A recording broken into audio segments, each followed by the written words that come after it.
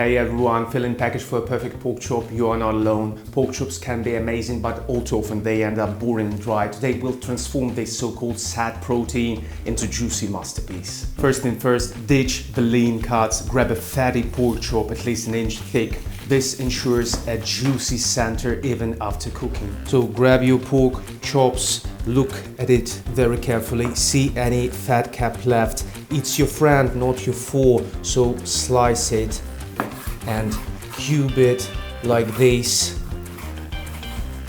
Then throw it into the pan. Your pan should not be necessarily too hot, in fact it can be off as it will melt eventually. So here you are. Pan, medium to high heat. Now marinades work magic. They infuse your pork chop with oil, so you can take rosemary, sage, basil, mint, thyme, anything what is at hand, plus some garlic, a splash of olive oil, a drizzle of acidity from white wine vinegar or citrusy juice, plus salt and pepper.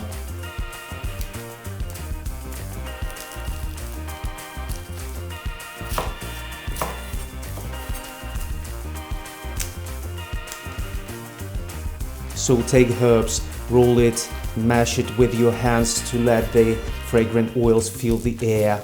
Now take garlic, peel chaotically, peel on, like this.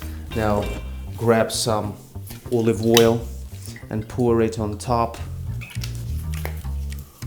Squeeze of white wine vinegar. And for that citrusy kick, a splash of lime juice.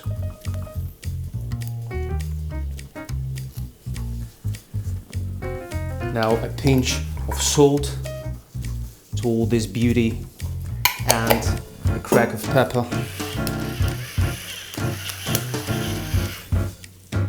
For extra hotness, you can add some chili flakes, seeds from whole chili, but be careful, it can be too hot, so not too much.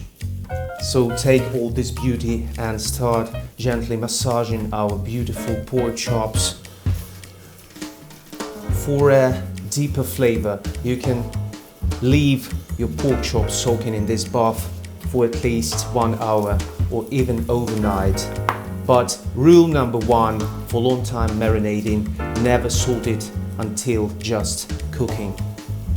But who can wait when the pan is sizzling hot and is inviting our beautiful pork chops to bathe in? Look at the amount of fat in the pan. If it's not enough, add just a drizzle, but I see that the fat melted beautifully. So it's time to add our chops away from you. Now, rule number one, do not overcrowd your pan. You want it to sear, not to steam, so I'll leave my third pork chop for another time. Now wait 5 to 7 minutes until each side is perfectly golden brown. It depends on your pork chop size. If you're not sure, use your meat thermometer. The aroma from the herbs is amazing and the inside fat is melting, creating those beautiful cracklings.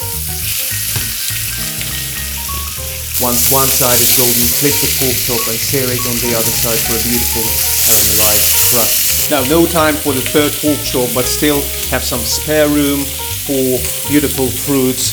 Cut the fruit into bite-sized veggies.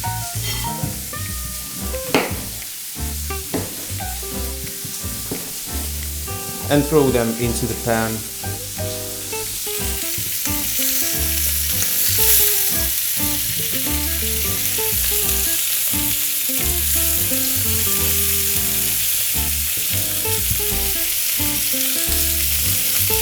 Now sweeten things a little bit up with a teaspoon of regular sugar.